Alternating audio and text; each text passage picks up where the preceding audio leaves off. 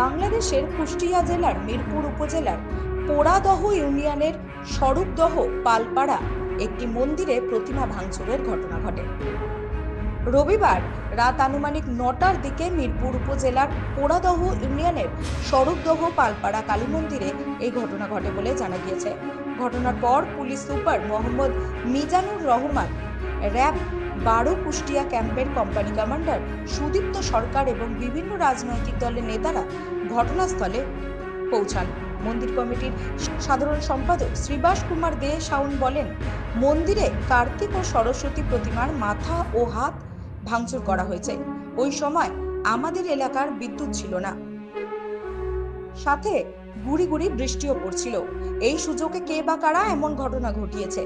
শ্রীবাস কুমার দে শাওন আরো বলেন, ৩ শেড ঘেরা অবস্থায় মন্দির, রাতে প্রতিনিয়ত মন্দির পাহারা দেওয়া হয়। লোডশেডিং এর সময় মন্দিরে গিয়ে দেখতে পাই প্রতিমা ভাঙচুরের ঘটনা ঘটেছে।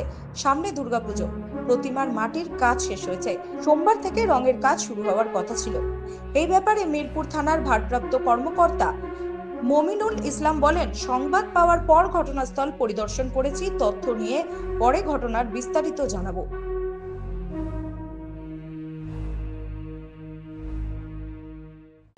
সন্ধ্যার পরে বৃষ্টি, প্রচুর বৃষ্টি হতেছিল। এমন সময় 20 মিনিট আর কি কারেন্টও ছিল না, 20 থেকে 25 মিনিট। এই সময় যারা পাহারা দিবে তারা আইছে, আসার পরে দেখে যে আমাদের